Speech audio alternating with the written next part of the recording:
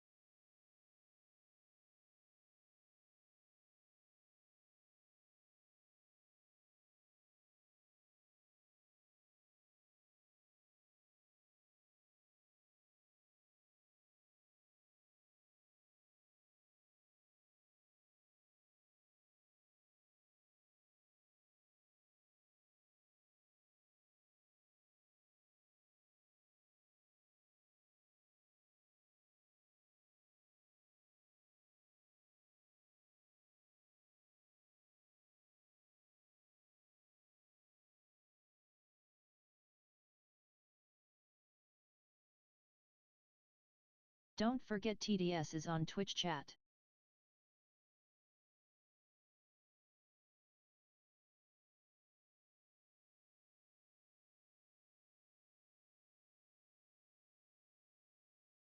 Not telling you how to live your life, but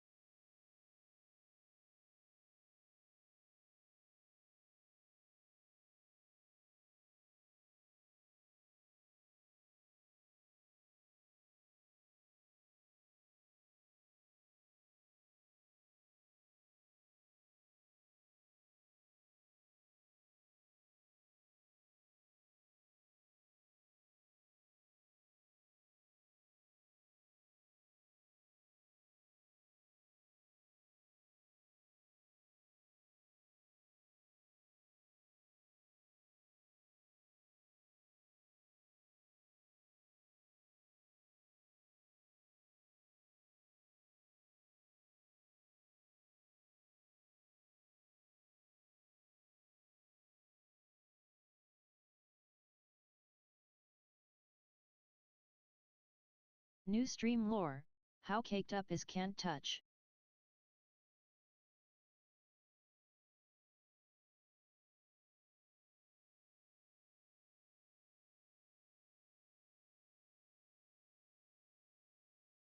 Hella caked.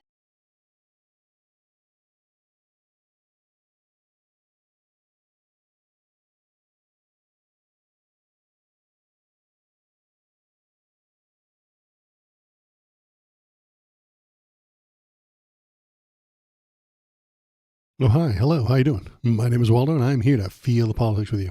How's everybody doing today? I am doing great. Thank you. How caked up is Canuch? Well, you can actually see her when, if you watch the YouTube videos. Waldo. Hi, Valor. How you doing, Valor? You can actually see her in the end. I put her at the end of every video and stuck in between. So if you want to take a look at her, you can do so at the YouTube.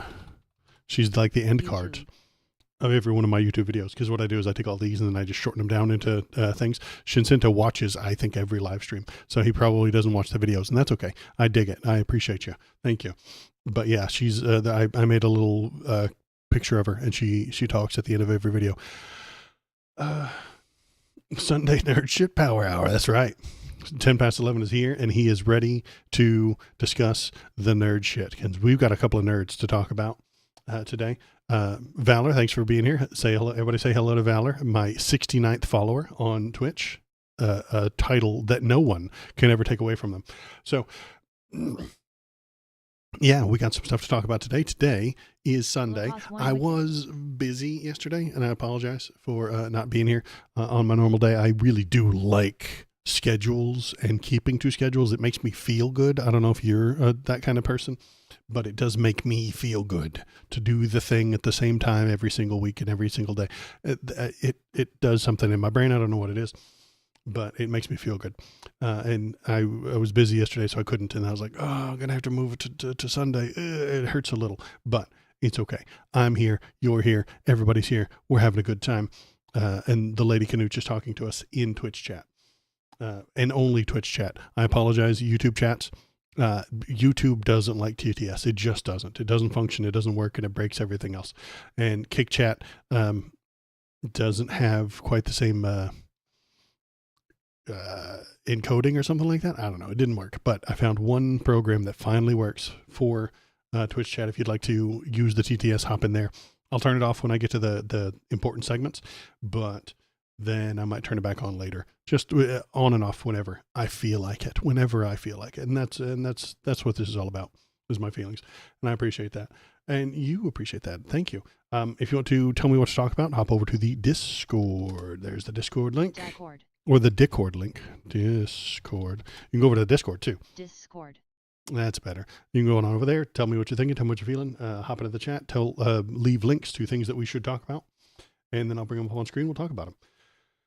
What nerd shit do we have to talk about today? Today, two nerds specifically. Discords, yeah.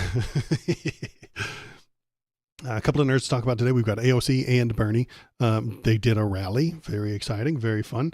Then we're going to look at, what else do we have to look at today? Then some burning of Teslas, and I'm going to talk about that. Then let's see, we've got a new conspiracy theory today. A new conspiracy theory. I've got my hat. It's ready. It's right there. It's waiting for me. It's calling out to me. And I'll put the hat on and we'll talk about the new-ish conspiracy theory. It's an old conspiracy theory, but it's like new. And it's going to happen somewhat in the future, less than a month away. So it's very exciting. So stick around for that. And then if we run out of stuff to talk about, I can always play video games or not. Depends. It is a Sunday, so I do have housework to do and a yard to mow and a house to clean and dogs to kick and all that fun stuff. All that important stuff that you do when you own a house. So I might not play any video games today, but let's jump in. Let's get started. Yeah, let's do it. I'm going to go here and I'm going to turn the TTS off. Should be off now. I'm going to test it. Off. Yeah, it's off. See? Okay. I'm just very smart. I'm very good at this. Then we're going to bring up a link and a video. Let's take a look at that. Let's turn on the screen cap, game cap off, window capture on. We go right there. Bam. Who's that? That's AOC. She's talking at a rally. Let's hear what she has to say. He's handed the keys to Elon Musk and is selling this country for parts to the richest people on the planet for a kickback. And in exchange, they will bankroll his campaigns and those of his allies. They scratch his back, he scratches theirs, and the rest of us are left behind. So today we are here to say. That sounds entirely true. It seems like she's telling you exactly what's happening and what's going on. Elon Musk spends lots of money so that he gets government contracts that give him more money, and then he pays for the people to get elected who give him more money. It's a system. It's an economy, sure, but it's a bad economy. Very loudly and clearly. No, we will not accept an oligarchic form of society where a handful of billionaires run the government.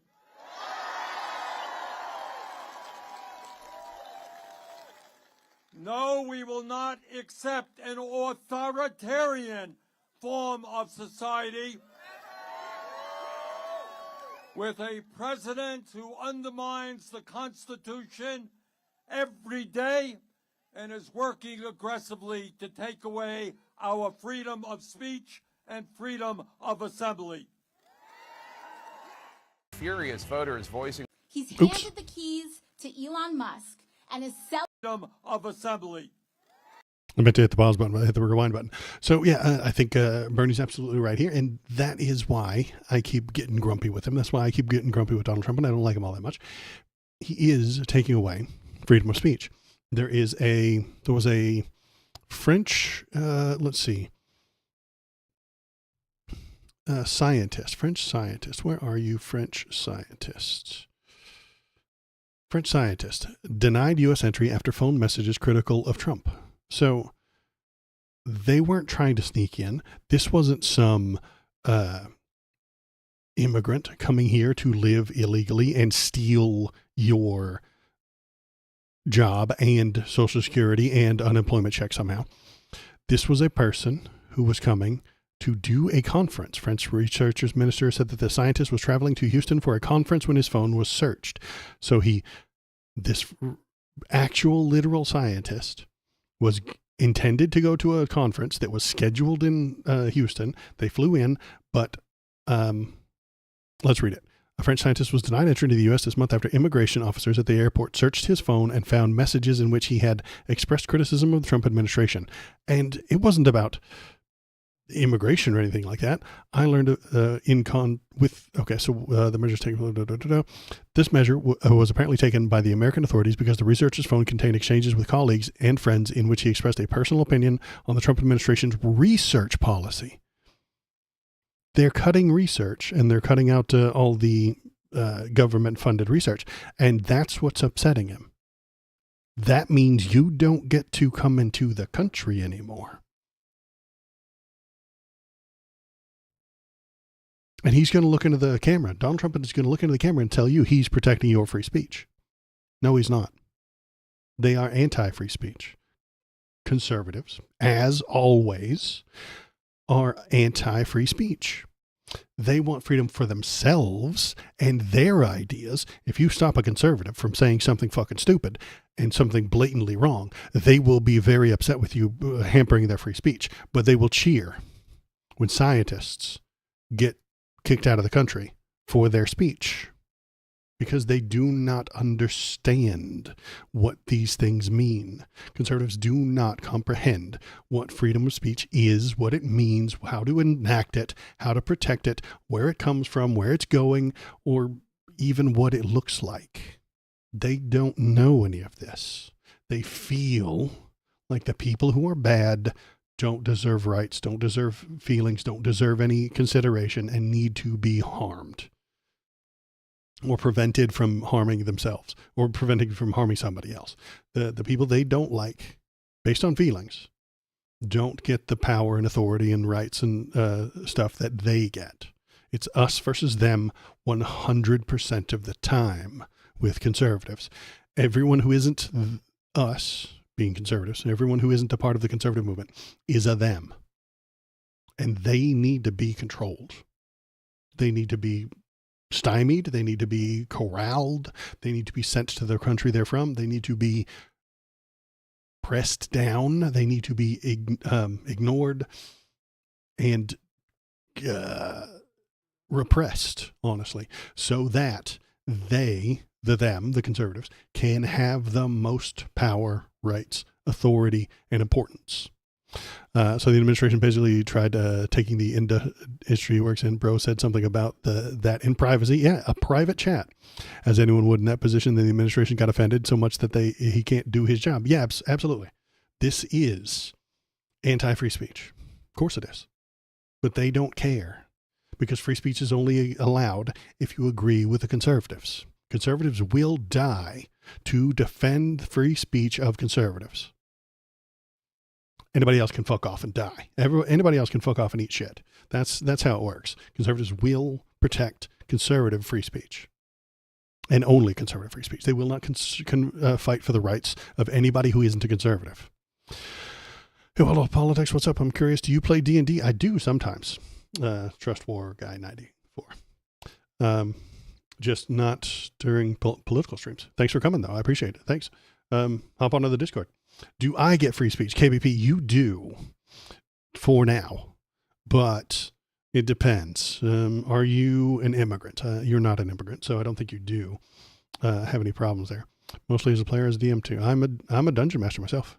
I do make them up. I invent my own campaigns and stuff.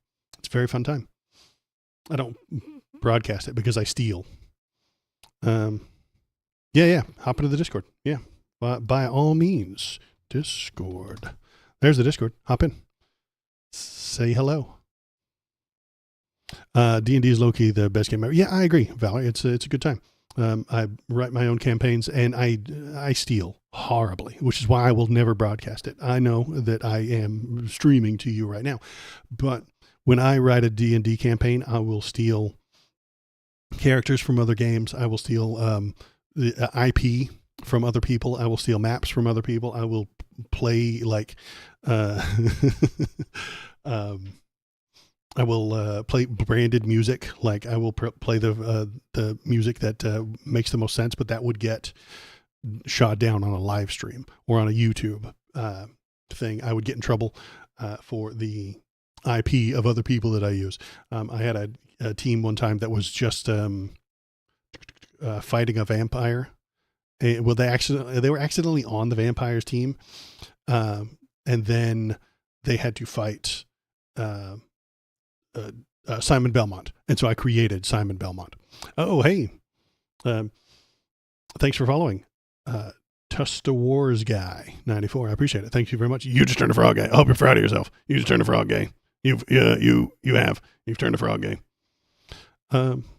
Final Fantasy. Yeah, I play the Final Fantasy music. We've got some more Cosmere sometimes. Yeah. And the Cosmere, I'm slightly worried about the Cosmere one because the Cosmere game, I don't think it's going to have a very big enemy roster. I don't think its monster manual is going to be very big because there's not a whole lot of monsters. Yeah, there's void things and there's shell beasts and critters and axe hounds, but that's about it. It's going to be mostly people. It's going to be a little more talky than your typical D&D with thousands upon thousands of monsters. And I can throw anything at you in a D&D. I can throw leprechauns at you, and I could put together a D&D campaign where you're fighting a leprechaun, then a genie, then a unicorn, then a basilisk. I could string that together and make it make sense, but that wouldn't make sense in the Cosmere. It just wouldn't. That's where you, I have your attention here. Would Star Wars Evil D&D campaign maybe interest you to join? It's politically strategic theme. It's a collaborative startup team. That is interesting. I do know lots of Star Wars lore, and I might be interested in that. I've never seen the tabletop Star Wars games or what systems they would use and things like that with the Force and powers and stuff like that. I would imagine it's something similar to the what's the word? Knights of the Old Republic game. Hey, look over there. The rails fell off. Hey, what rails? How dare you, KBP? This is a Christian Minecraft server. We don't do rails over here. Yeah, you're right, Souls. The Cosmere is going to be more roleplay heavy. And that is all right.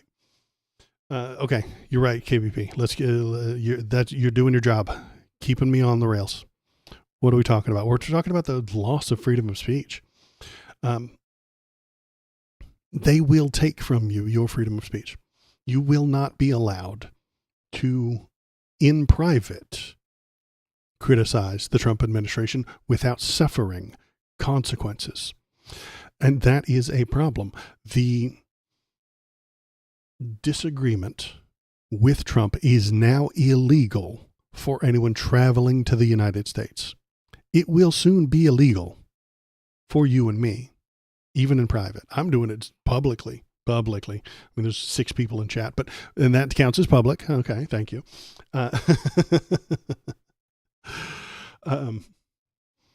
You're collaborating with ADHD Debater to run this. I saw you posted going on live. Okay, yeah, I will take a look at it. Hit me up.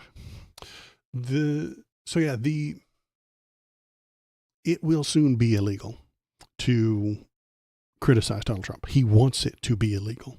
He wants it to be illegal. You have to hide my press pass in public. Yeah, that's not going to matter anymore either. He wants it to be illegal to criticize him in the press. He wants it to be illegal for MSNBC to argue with him and call him a liar. He wants it to be illegal for CNN to disagree with him. He wants it to be unlawful to disagree with him in public and in private. You will face harm. You will face damages. You will face an attack from the United States government if you say things Donald Trump doesn't like. Doesn't matter if they're true. Doesn't matter if they're opinions. Doesn't matter where you said them or how you said them. Doesn't matter what context. He wants to take away your freedom of speech. That's all there is to it. There's nothing else more important than this. He wants to take away your ability to protest, which is why he's going after all the Muslim Hamas terrorist protesters at the colleges. They haven't committed any crimes, but he wants them to be punished by the government. That's exactly what he wants. Government punishment for the words you say are coming. And there's nothing you can do about him. Because Chuck Schumer, there is something we can do about it. Okay. There is something we can do about it. I have been asked that question a couple of times recently, even in the YouTube and in the comments and stuff like that, and on my loose kind of stuff like that. What can we do? It does sound like the weaponization of the government against the political enemies. Didn't we have a committee about this? Yeah, but conservatives think the law is intended to hurt the people they don't like. That is what they think the law is. When Biden is in charge and the law goes after Donald Trump for breaking the law, Donald Trump feels, in his heart, he feels like they're using the law to hurt the people they don't like. It's not true. He's broken the law, so the law comes after him. So when Donald Trump gets in charge, he feels like it's okay to go after the people you don't like. That's what he feels. The law is a feelings game for these people. Yep, 1984, Fahrenheit 451, and Project 2025 all rolled into one. It's the most dystopian thing that could ever exist, and we're all together rolling it into a big old ball. What can we do? Well, share things with people. Share the links to stories with your friends. Push back if a family member says something positive of Donald Trump. Find like-minded people online and in person and talk with them. Ignorance can no longer be an excuse. The fascists are in charge. The constitutional crisis is happening now. The protests have begun. The law means nothing to MAGA, and the courts can be ignored when it's convenient for them. And the Senate has given up. It's only going to get more chaotic from here.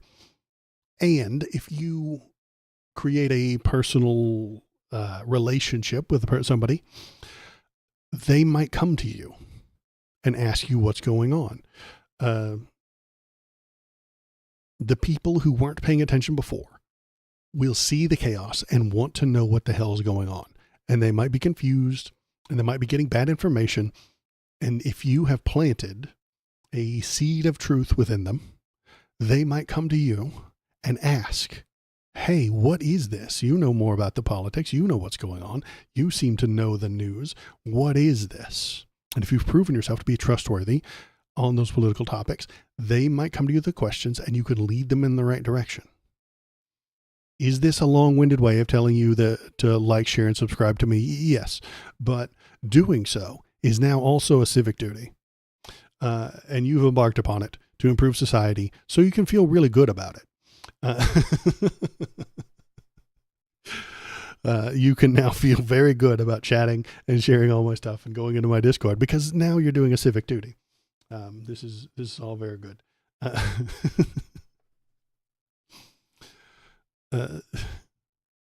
And like I was saying, and I do think that the Senate has given up. I don't have anything about Chuck Schumer. We saw Chuck Schumer earlier. He sucks and nobody likes him. Chuck Schumer has given up. He is waiting around in the back for you and me to do all the rising up. He's not a leader.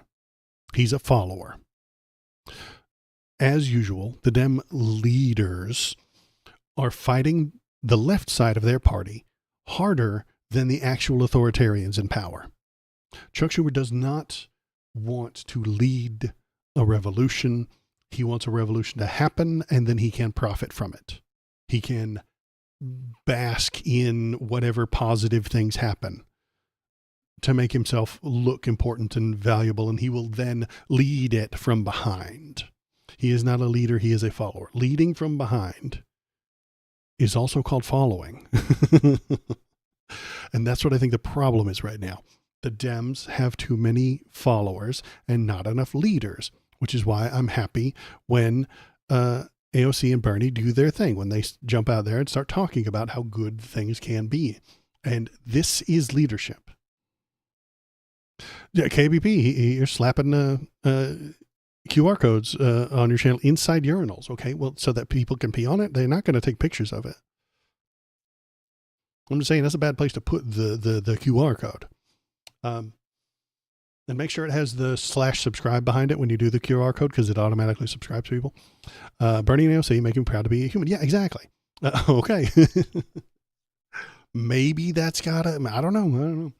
The numbers are going up. I am almost up to 250 subscribers on YouTube, which is exciting. Yeah, so it is good when I see Bernie and AOC doing their thing, when they're out there pushing the message, trying to convince people, trying to get people involved. And it is a very good idea. Let's keep looking at them, see what they've talked about lately. So let's go over here. 30,000 turnout for a Bernie Sanders AOC rally in Denver amid push for progressive change. An estimated 34,000 people gathered Friday evening in Civic Center Park in Denver to hear Senator Bernie Sanders and AOC push a number of progressive policies. Yeah. Just hours later, they spoke before a crowd of 11,000 at the University of Northern Colorado. They want to know if the people of America are going to stand up to Trumpism and oligarchy. The Musk is not our Congress, acts lawfully, not awfully, said Nancy Larson, a rally attendee. I feel like we're in a kind of reverse Robin Hood situation right now, where we're taking from the poor and disadvantaged and giving money to the rich. Yeah, that's exactly correct. Thousands of attendees echoed concerns that the government is increasingly influenced by billionaires and large corporations. Parents of Girl Scouts Nina and Indy said they viewed the rally as an educational opportunity. Okay. The crowd cheered for union leaders. Very nice. Republicans, Democrats, all Americans are feeling this, said Chris Martinez. AOC also emphasized that their fight is not just against Republicans, urging Democrats to push harder for progressive policies. Yeah, move left. If you want to fight against Donald Trump and Trumpism and authoritarianism and fascism, you have to move left. Most of the Dems aren't doing that. Chuck Schumer is leading from behind, allowing the move to the right. Gavin Newsom, who's probably running for president, is moving to the right, bringing right-wing people on to talk and moving to the right because that's where the money is. He's still trapped in old Democratic thinking where you need billions and billions and billions of dollars to run a campaign. Get the people interested. They'll spread the word for you. You don't ad buys on TV are not pushing your message, man. They're not. Stop wasting money there. Stop creating gigantic Facebook accounts. I think Kamala spent millions of dollars on like a Facebook account that did nothing. Let me Google that real quick because I'm interested in this. This is off the rails and I did not prepare this ahead of time, but Kamala spends millions on Facebook page.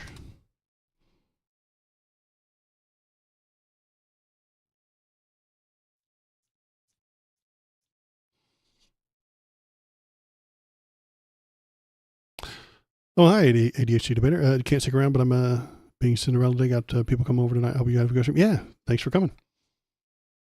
Thanks for saying hi. Always nice. What do we got? Yeah, here we go. Far too costly. Harris spends $11 million on a Facebook page that has 1,000 followers. What? How? What? How? Just what? How? This doesn't make any sense. I have a quarter of that and I'm an idiot. Kamala Harris' presidential campaign has spent over $11 million pushing out commercials on a relatively obscure Facebook page called The Daily Scroll, which boasts about 1,000 followers. These commercials are tied to her campaign, but not explicitly solicit dollars to urge people to go to her website. Instead, they are solely designed to highlight favorable coverage of her in established news outlets like CNN, ABC, and NBC, mostly specifically likely to sway undecided voters in swing states as per a report. This is what I'm talking about. They don't know how to do campaigns anymore. Their brains haven't caught up with the reality. The technology moves too fast. Donald Trump is tweeting out bullshit constantly, truthing out lies, and it gets lots of views. It gets all the stuff, and then everybody follows it, and then Facebook lies to them, and the algorithms are owned by billionaires who benefit from Donald Trump winning. So the algorithm pushes out Donald Trump's message. Kamala spends $11 million to get 1,000 followers on fucking Facebook. Madness. They don't know how to run anything anymore. And that's a problem. They need to be smarter. They need to have good messages. You don't need millions of dollars for that kind of stuff. You're wasting your time. You're wasting your money. Do a better job. All the kids are on Facebook. Yeah, it's true. All the children are on there. Seems like it's a total waste to focus on the center and in general the quantity of people you reach. Seems like you should be focusing on the quality which reaches the people. Yeah, and I think we do kind of have to reach out to the center because the people in the center aren't centrists. They're not. Don't believe the hype. Don't believe the title or the words. The people in the center aren't paying attention. They're not centrists. They're not complex, fiscally conservative, socially liberal people. They're not, hey, I totally support gay marriage and abortion, and I really do like trickle-down economics. No, that's insane. Those people are a minority. There are very few of those people. The people in the center don't know what's going on. They're busy. They have shit to do. They don't have anything. They don't have any idea what's going on. They're not watching politics streamers. They're barely watching the news. They watch The Masked Singer on Tuesday nights, and then they watch American Idol, and then they watch football, and then they cook some dinner and they go to sleep. You know, they don't have any idea what any of these things are. They don't know who the representative is. They don't know who their senator is. They don't know what the budget is. They hear about this government shutdown and stuff like that abstractly through a third party, and they don't know what any of it is. And then typically they'll say everybody's corrupt and everybody's a liar. That's how you know you're talking to somebody who doesn't know what's going on. Well, yeah, no, don't talk to them. Talk to other people. Yeah. And so what I'm thinking, I totally get your meaning, Fowler, that we have to educate them. We have to talk to them. I had that kind of ignorance, but when I was not yet an adult. Yeah, exactly. And so did I. I have told the story before, but I wasn't political until I started watching Iraq war coverage. And then I became political, and it just stuck with me. So, yeah, we have to get to them. We have to reach them, but not on a Facebook page that cost $11 million to operate. That's insane. Facebook pages are free, idiot.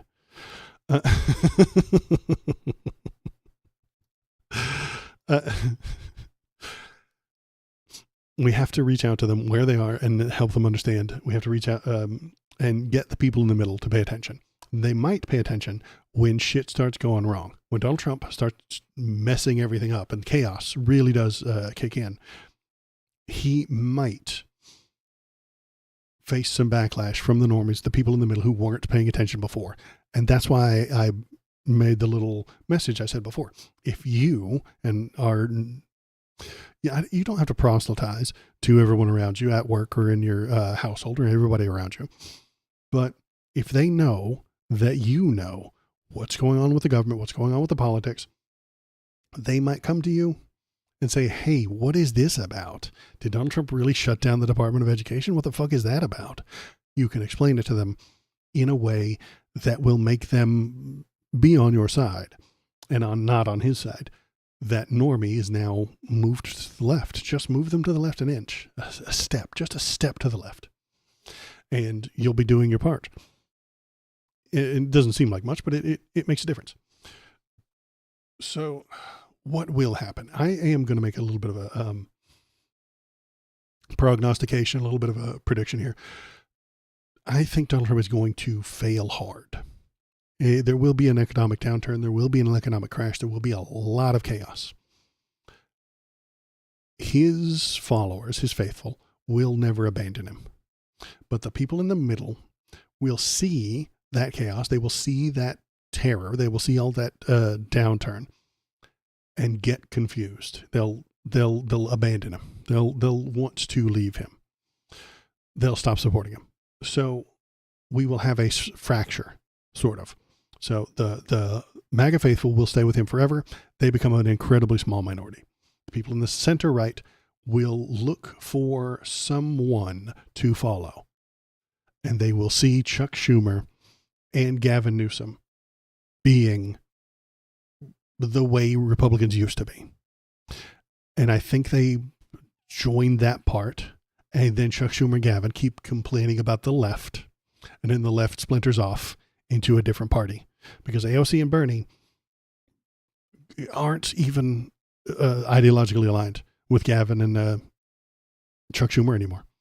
And so I think we get new parties. I think we're going to have a shift. Lots of people are going to go to the left. Lots of people are going to go to the right. And the Chuck Schumer Gavin becomes the right wing. And the extreme right becomes an incredibly small minority. Now, does that mean there's three parties? No, I think there's one big uniparty in the center with Gavin and Chuck Schumer. And then there's a small one on the right, and then there's a slightly larger one on the left. That's what I'm thinking. Is that three parties? Yeah, kind of.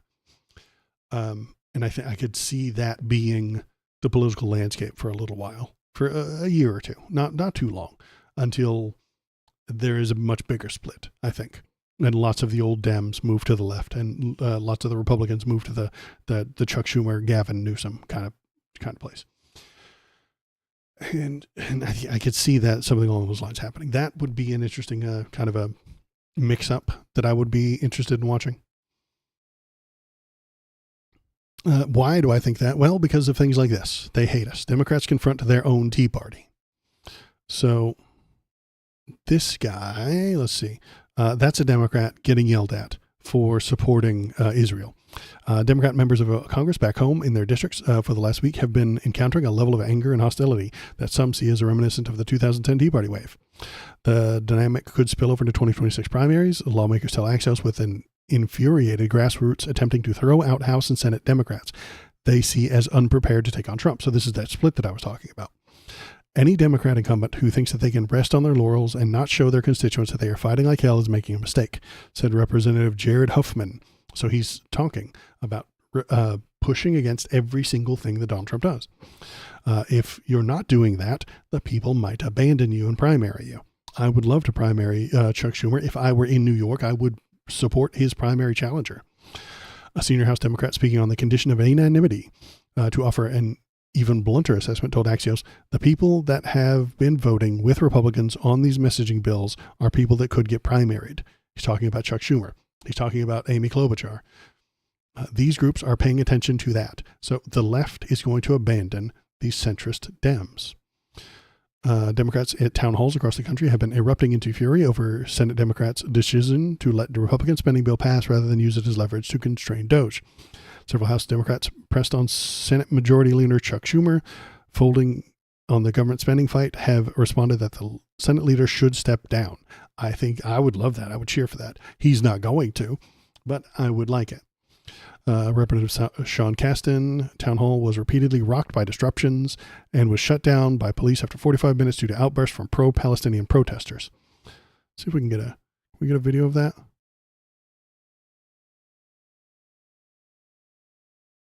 Breaking news tonight, police forced to end a town hall in Illinois after heated confrontations with constituents. Pro-Palestinian protesters interrupting Democratic Congressman Sean Casten. Sir, sit down. Show some respect for everybody who is here. Show some respect for the people who are here. Yesterday, seven children had to live People did not come here to hear you.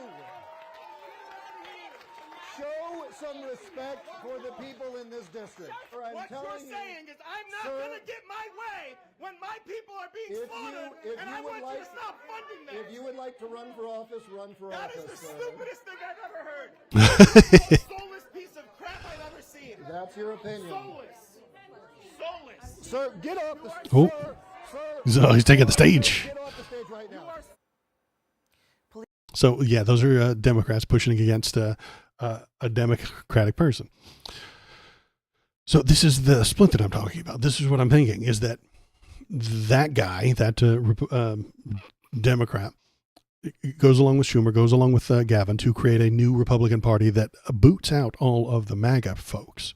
MAGA becomes ejected from the Republican Party. There is a new Republican Party that is center-right, and including all of the dinos, all of the Democrats and all of these centrist Democrats, all go to that new Republican Party. They eject all the MAGA people, and then there will be a new Democratic Party that's left with just the left and all the people who don't want to become new Republicans. I think that split is going to happen very soon, in the next year or two. Show some respect for human life, good sir. Yeah, I know. Those people were protesting the Democrats' support of Israel, which is a dumb idea. You shouldn't support Israel. I've suggested a plan for Israel, and I think it's a good plan. It is somewhat similar to Donald Trump's. I know this sounds insane. Is it similar to Donald Trump's? Yes, but better. He has suggested killing all the people there or forcing them out into somewhere else. He doesn't care where, and then owning the land and then turning it into a beach resort. That's not my plan.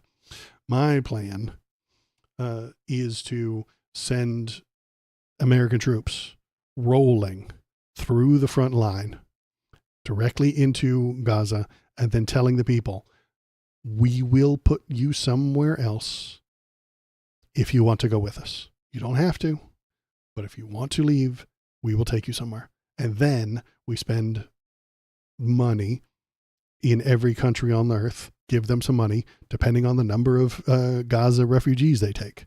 And we pay them. They spread them around through the world. And then anyone who stays, I'm sorry. We stop giving Israel weapons. We stop giving Israel money. We stop giving Israel anything. But they will come in with whatever weapons they have. They will absolutely decimate and murder every single person that's there. It's what they want to do anyway. It's what they're doing now. You can go somewhere else and live. I'm sorry that they're doing this to you. And then we cut them off. And then we stop being Israel's friend entirely. Counterpoint. Hit me, Valor. Because I don't have any respect for the Holy Land. How about we do that to Israel? Well, when we cut them off, when we take them out, well, the people that are going there, they're the ones with the money and the economy and the infrastructure and the power. So we can't steal the land from them. We're not, it is unpleasant to do this to the Gazans, and I'm not happy about it. But either they all die or they very slowly die. How about we take them someplace else, give them lives, and then anybody who stays, and Hamas would stay, wouldn't they? I know. And this creates a what's the word? A self-segregation. Sure, segregation is an ugly word, but it would create a self-segregation. All the people who are like, I want to leave and live, would leave and live. Everybody who says, I will fight and die for this land, stays and fights and dies. I'm sorry. That's their idea. That's what they want to do. Then that's what they're going to do. I'm not happy about it, but it could let the people who don't want to die, the innocent people who don't want to die, leave. And they're fighting over land. I dig that. I recognize that it's a holy land and it's important to them, but I don't think anything is sacred. The only thing that is important is human life. And what's more important than land is human life. So you can have your human life, just we're going to pay for you to live somewhere else. And then if all the money and weapons we're giving to Israel, we stop doing that. We save that money. We spend it on transplanting these people throughout the world. Not in one big ghetto either. That wouldn't work. We pick one place in the shittiest part of the world and we just dump them in the middle of the sub-Saharan Africa. No. That's insane. A few in each American state, a few in each Canadian state, a few in each Australian state, a few in England, a few in Spain. Spread them around. And then they get to live, and anybody who stays there, Israel's going to murder anyway. I mean, Israel's going to murder all the people there. The Israeli government is going to murder all the people there. I would rather that be a lower number.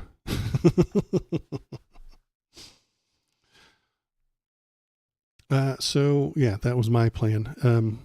It's when I hear Donald Trump talk about it, I'm like, wait, that's almost similar to my plan, but worse and insane. So I've gotten off the rails again. What are we doing? We're talking about the left. We're talking about Dems. Look at this. Look at this guy. I'm so happy. Walz reemerges as a Democratic fighter with shots at Musk. This is fantastic. This is another thing that I think is proving my point that we should be splitting into our political parties are being split right now. Minnesota Governor Tim Walz all but disappeared after he and former Vice President Kamala Harris lost the presidential race to President Trump in November. But while Harris has remained out of the spotlight, Walz has reemerged in a series of interviews and public appearances where he has sought to explain why the Democratic ticket didn't win. He's also taken aim at Republicans and tech mogul Elon Musk, leading his voice to the Democratic resistance against Trump.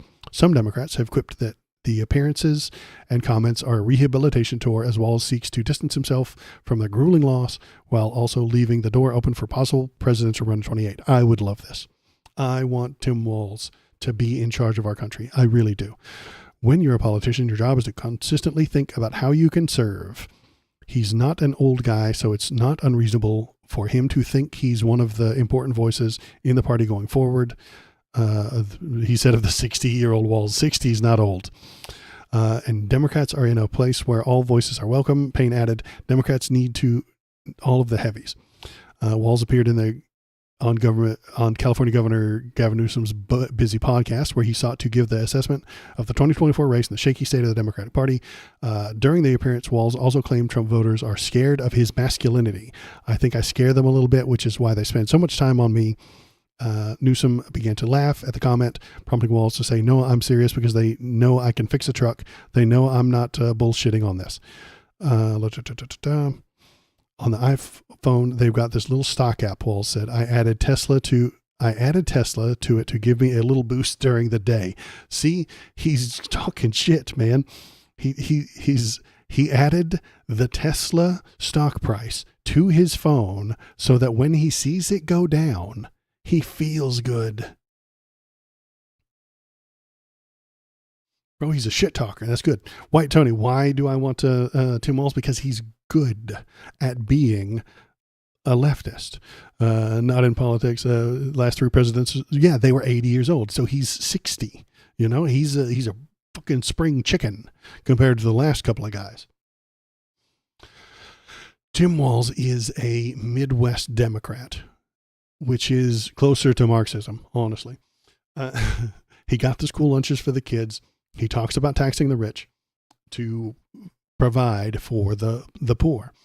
He is correct on left-leaning ideas, and he pushes for them, not in a shitty way, not in a weak-kneed kind of way. He's right that he came up with the weird title.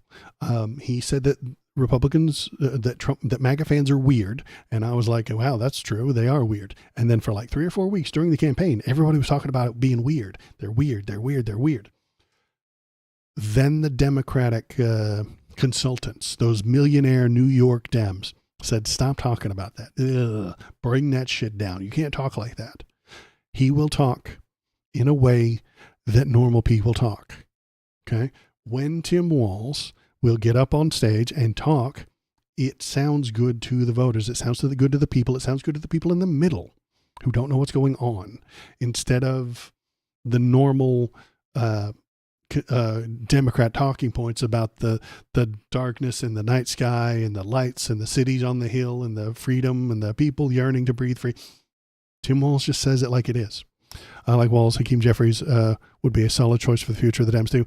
I think Hakeem Jeffries is too much of a wiener. The things that I've seen Hakeem Jeffries do over the past couple of weeks, Crocker, is wimpy. He's wimping out. If we do that split that I was talking about a few minutes ago, where a lot of people join the Republicans and they eject all the MAGA people, I think Hakeem Jeffries would go towards that. He's too much of a centrist. I don't think you can fight Trump's authoritarianism with centrism. You can't. That centrism means being polite and giving them some credibility and some benefit of the doubt. He gives them too much power. He gives their right too much power. And you can't argue with them with the right. You have to beat them. You can't slowly drag people to the left if they're MAGA fans. It doesn't work. They have to crash, they have to burn, they have to fail. And then the people in the center who barely pay attention need to be explained, hey, they crashed, they burned, they failed because Donald Trump is an authoritarian, a fascist, move left. And then Tim Walz could explain that to them. He could make them feel better about that rather than using lofty language or wishy-washy things. I think Hakeem Jeffries is more interested in stock market portfolios than he is moving the country to the left. I don't think that's true of Tim Walz. Tim Walz doesn't own any stock. Mother of God, that's the greatest thing I've ever heard. I love that. He doesn't own stocks, which means he's not interested in making them more valuable. Don't rock the boat. Yeah, just makes it so the situation is stable. Exactly. Hakeem Jeffries is a don't rock the boat kind of a guy. If the situation is bad, which it is, you should rock the boat until the people who make it bad are drowning. Absolutely. Hakeem Jeffries is a don't rock the boat kind of guy. Amy Klobuchar, don't rock the boat. Chuck Schumer, don't rock the boat. These are don't rock the boat people. Tim Walz wants to rock the boat, and he will do so in a good way, I think. When I hear him talk, when they picked him, I was so excited because he was the underdog. Nobody was going to do it. Kamala got a big bump in the polls and stuff like that when it happened, but the polls are all liars. And I was very happy when they picked him because the more I researched him, the more I listened to him, I was like, oh yeah, as soon as Kamala's done, this guy's going to get on the stage and it's going to be great. So that is what I'm hoping for. Now that Kamala is done, hopefully he isn't poisoned or ruined by her run and her being tied to her. If he plays it right, he could be like, yeah, I was the most left-leaning person. That's why they picked me, because she was a centrist. It's kind of true. So I think that would be, I would appreciate it. I would love that. That would be fantastic. So let's see. What else do we have here? Let's keep going. Walz's comments received plaudits. Kind of fucking word is that, the hell? From Democrats who have been looking for fighters to take on Trump and Musk. Yeah, exactly. But Republicans, together with Musk, said that the remarks highlighted why Walz is not only lost in November, but has negatively contributed to the Democratic ticket. So sometimes when I need a little boost, I look at the J.D. Vance portrait in the White House and thank the Lord, Elon Musk wrote. So Elon Musk doesn't like him, which makes me like him a little bit more, honestly. Speaking from the Oval Office on Friday, Trump called Walz a loser, and a reporter asked him what he made of the comments that the governor made about the Trump supporters. He lost an election. He played a part. You know, usually a vice president doesn't play a part. They say, I think Tim played a part. So the vice president doesn't play a part, but Tim helped lose. No, Tim helped win. Donnie, you're completely wrong on that. I think he was so bad that he hurt her, but she hurt herself and Joe hurt them both. They didn't have a great group, but I would probably put him at the bottom of the group. Initially, after hours, August, former high school coach. But in postmortems of the campaign, Democrats have criticized the campaign operation for playing it too safe and not utilizing Walz in the best ways. They didn't use him in the right way. Exactly. There's been some second guessing as to whether Harris should have been better off picking Josh Shapiro. Wouldn't have mattered. I think probably rolled the dice.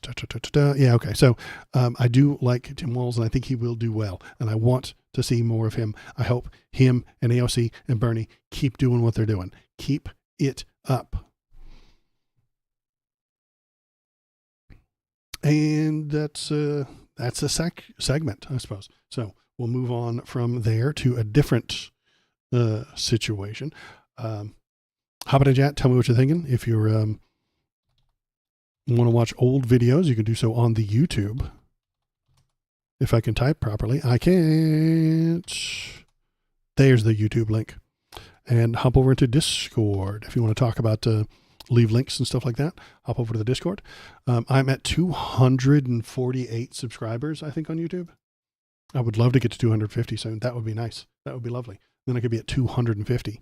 And at that rate, counting how long I've been on YouTube, for about 3 years, it will only take 9 more years at this rate to become monetized on YouTube. You guys, I appreciate that, Valor. You could be my 200. You might be my 250th. You could be 69 and 250. Wouldn't that be lovely? All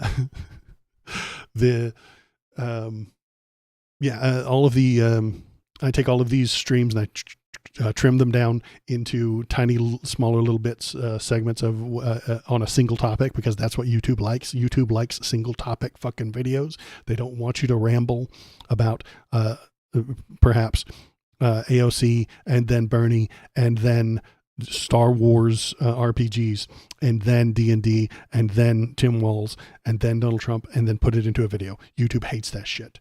So there's something about the algorithm. It does not know what to do with that. It won't send it to anyone. When the YouTube algorithm gets confused, it sends your video to nobody instead of everybody.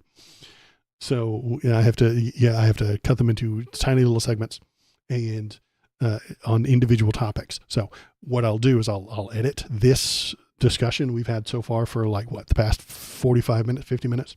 And I'm just going to chop out the D&D Star Wars bits through the magic of editing, and it'll all be about one thing. And then I'll publish that probably tomorrow on the YouTube. So if you miss any videos, if you miss a live stream, you can watch it on the live tab of YouTube if you want all of the raw Waldo. It's gross, I know. If you want the raw unedited Waldo, you can look at that on the live tab of YouTube. Or if you don't have much time, you can just get the individual little bits. And then I turn into shorts and stuff like that so that I can throw it up on the internet and have people come pay attention. And then there will be more people in chat, and then we'll have more people to chat with, and then everyone will be happy. So yeah, that is the evil plan that I have. Thank you for being a part of my evil plan that everyone knows and is a part of. So what else is there to talk about today? Oh yeah, okay.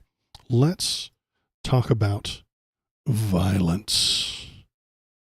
Violent attacks on Teslas surge amid Musk's controversial role in the Trump White House. There has been a clear uptick in Tesla attacks since Trump empowered the electric vehicle maker's owner to oversee the slashing of government spending. Attacks on property carrying the logo Elon Musk's car company are cropping up across the U.S. and overseas. While no injuries have been reported, Tesla showroom, vehicle lots, charging stations, and privately owned cars have been targeted. In Canada, Tesla was removed from the International Auto Show over safety concerns. There's been a clear uptick in Tesla attacks since President Donald Trump took office and empowered Musk to see the new Department of Government Efficiency that is slashing government spending. Experts on domestic extremism say it's possible to know yet if the spate Experts on domestic extremism say it's impossible to know yet if the spate of incidents will balloon into a long-term pattern. In Trump's first term, blah, blah, blah, Tesla is an easy target. They're rolling down our streets. They have dealerships in our neighborhoods. Hey, look, I burned up a Tesla truck. But the attacks are keeping law enforcement busy. Prosecutors in Colorado charged a woman last month in connection with a string of attacks on Tesla dealerships, including Molotov cocktails thrown at vehicles and the words Nazi cars spray painted on a building. The federal agents in South Carolina last week arrested a man they said set fire to Tesla charging stations over near Charleston. An agent in the Bureau of Alcohol, Tobacco, Firearms, and Explosives wrote in an affidavit that authorities found writings critical to the government and Doge in his bedroom and wallet.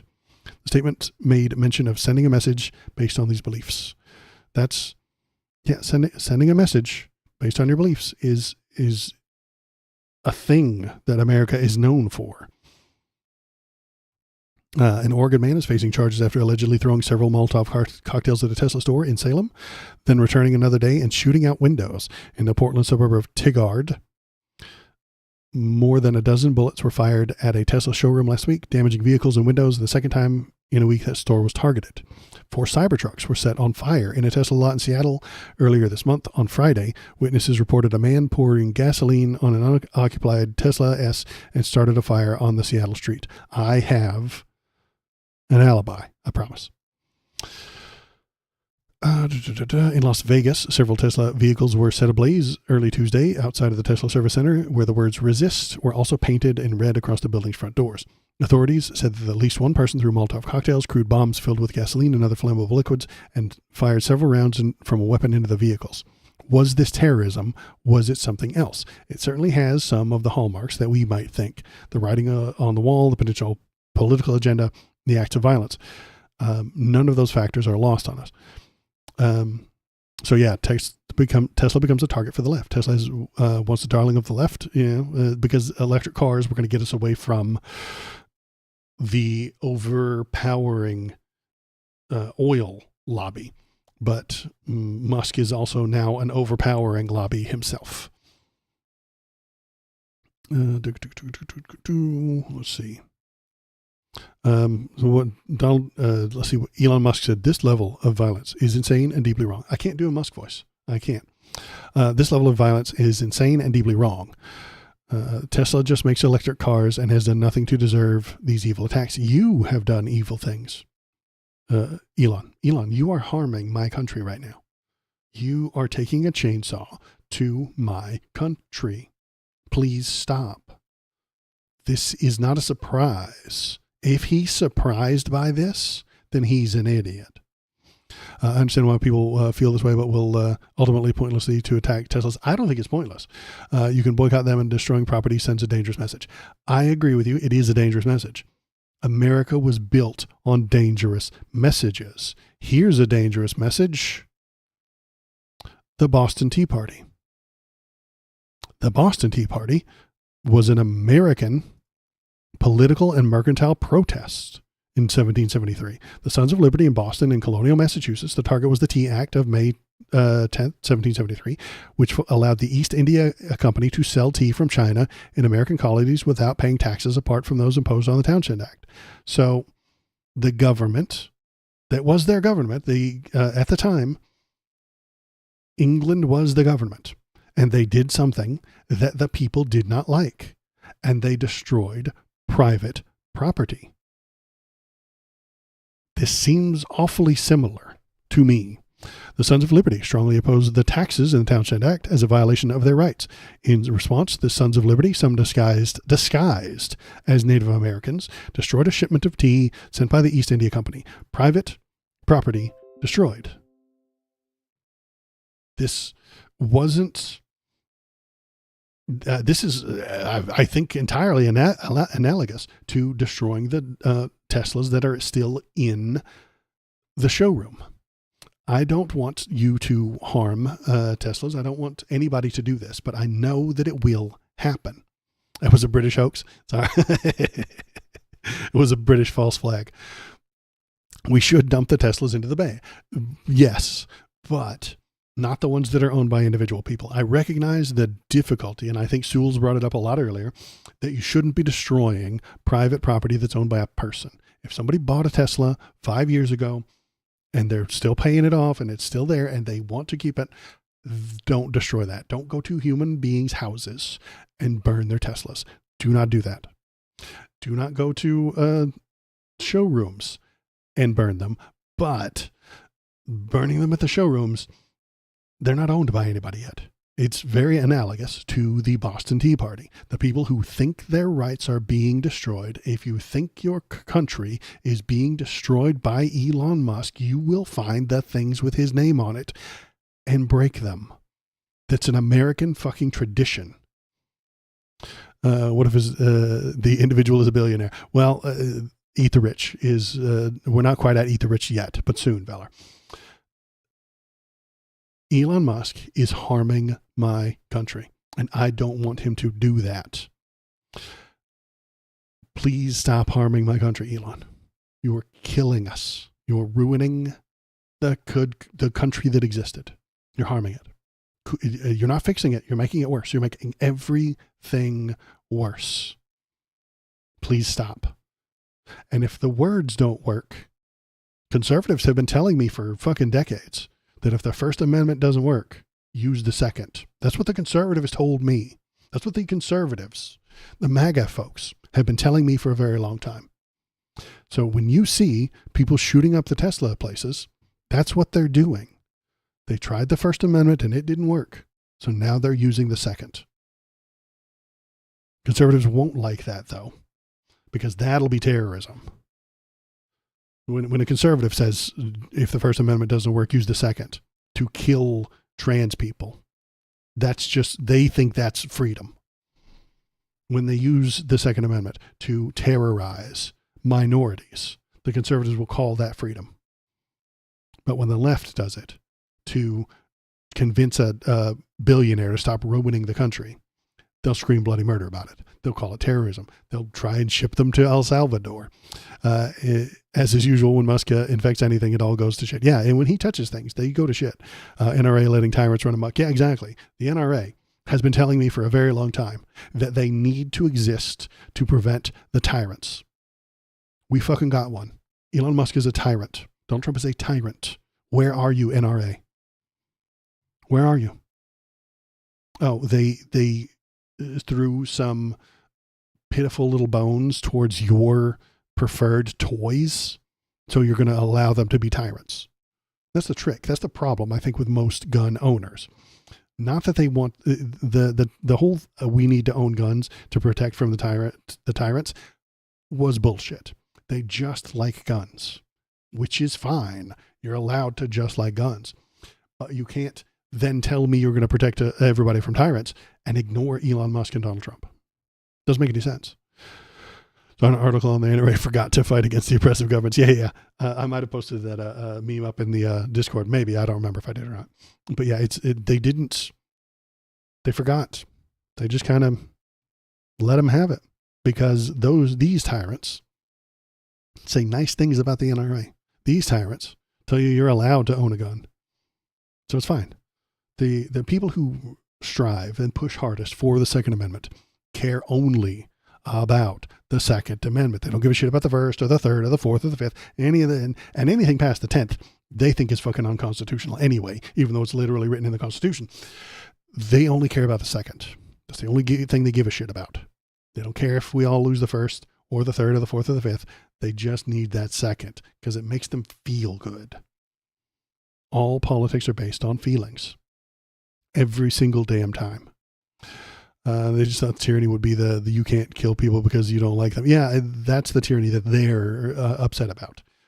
Stop killing the brown people is tyranny to them, so they fight against that.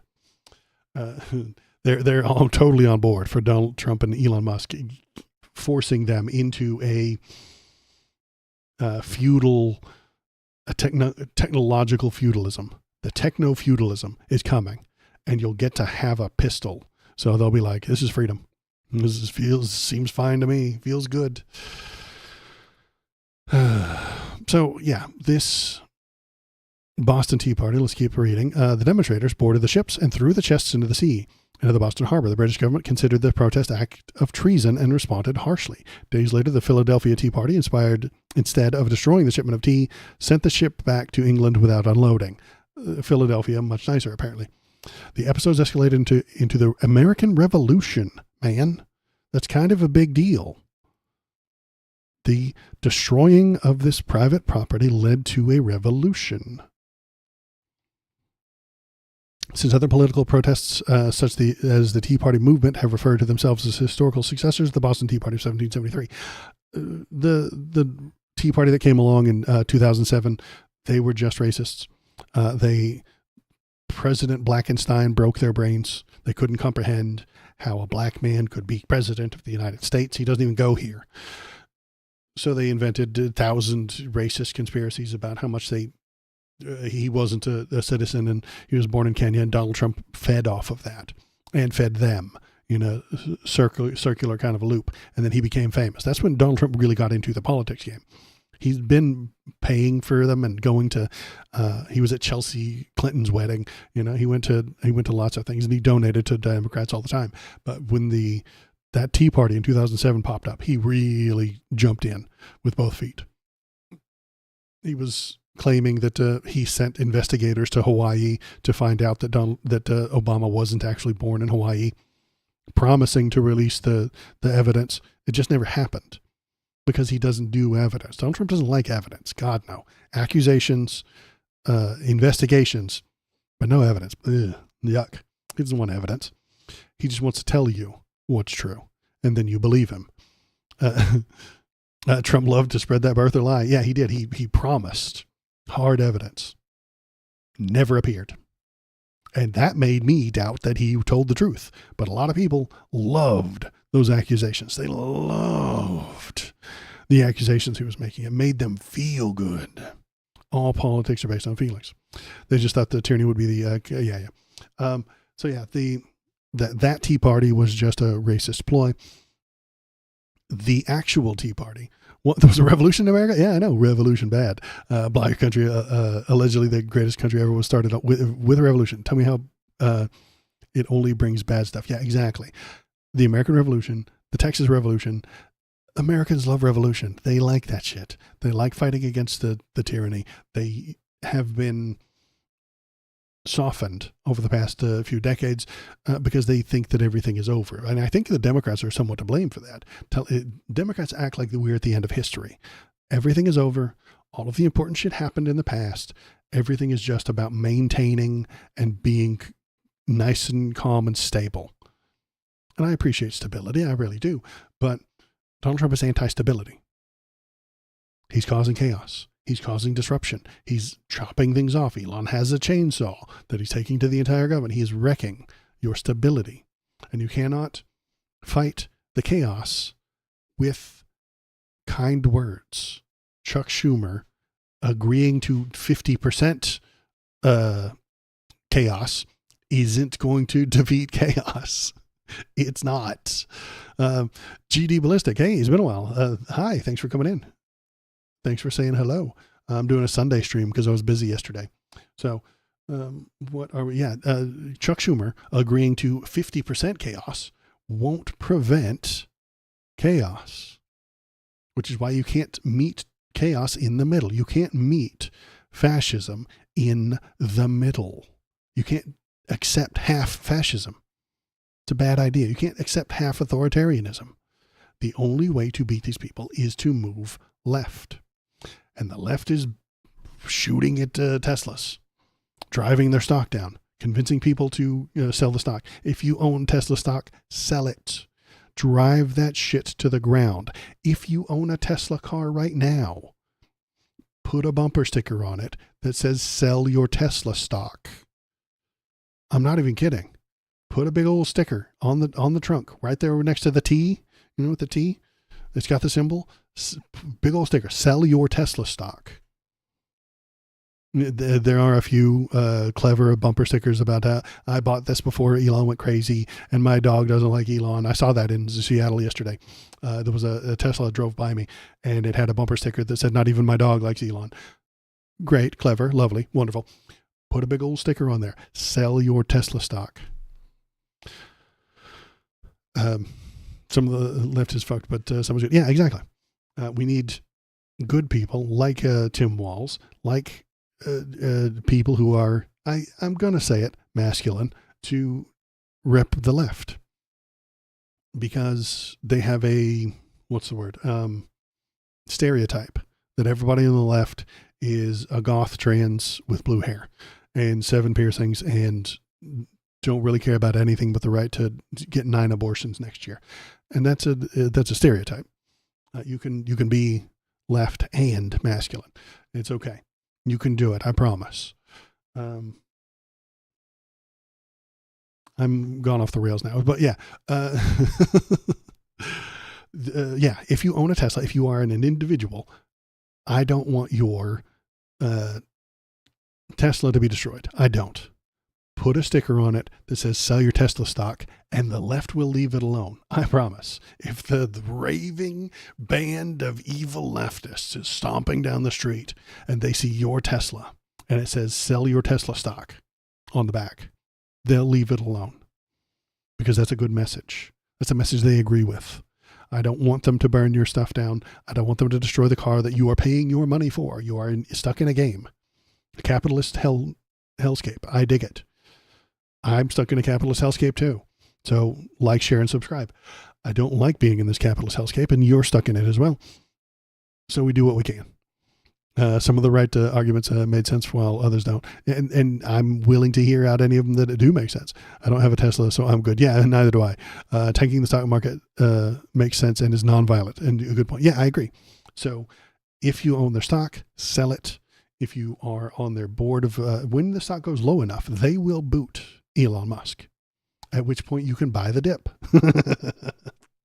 driving the price back up and not enriching Elon Musk. Honestly, if the stock goes down far enough and we all know that it's because of Elon, they will get rid of him. Has to go down quite a bit further than it already is, but it's possible. He does crazy things. He harms the country. We talk about the crazy, harmful things he does to the country. His stock goes down. They boot him, buy the dip, and then you can get a new Tesla, because they will put out a new one. Follow me. They're a company. They want to make money. When that stock goes down, they boot him. They will put out some ads. Here's the new Tesla. Here's the new thing. Here's the non-Elon thing. Buy it. And then people will buy it. And then you can buy the stock. And it's straight up strategy genius. Yeah, exactly. And then you can support something. And that would be a good message for him anyway. You're the problem. We need him to know that he is the problem. And this would prove that he is the problem. Not that he would believe it, but then more people would understand it. I make so many jokes about the thing he did on the stage. Yeah, his X jump. And the salute. Yes. I haven't turned I have been meaning to do that on my start screen. Right here, there's my start screen. I've got him doing the X jump, but I don't have him doing the salute. So I should get a PNG of him doing the salute and put that on there. So just so nobody ever forgets that he's doing that. The Tesla electric vehicles have a major problem of how to dispose of the batteries after they die. Ends up creating a huge environmental problem. Yes, it does. And I think that is an issue that we could discuss and deal with. But if Elon's in charge, if he's in charge of the government, he might actually just kill the law about the environmental protections. They want to kill the EPA. Elon does not like the EPA. Donald Trump does not like the EPA. They do not like environmentalism, or environmentalists, or environmental lawyers, or anything that has to do with not poisoning people. So they're going to do everything they can to get rid of that problem. And they'll just dump it in the river. They'll just dump it in the ocean. They'll just throw all the Tesla batteries into the ocean, and it'll be fine because it won't be illegal anymore. You see, that's a regulation, and they hate regulations. They want to kill all the regulations. So it is an issue. I recognize that. And if we were doing intelligent things, we could figure this out. But now that I'm getting slightly conspiratorial, I think it's time to put on the hat. The tinfoil hat is right there. It's looking at me. It's calling to me, the tinfoil hat. So I am going to put the tinfoil hat on and then my headphones. And we are going to look at, since we're talking about Elon anyway, the latest and greatest conspiracy theory that I came across the other day. So let's do it. Conspiracy time. Conspiracy time with Waldo. It's a good time. Got to put my hat on. Here comes the hat.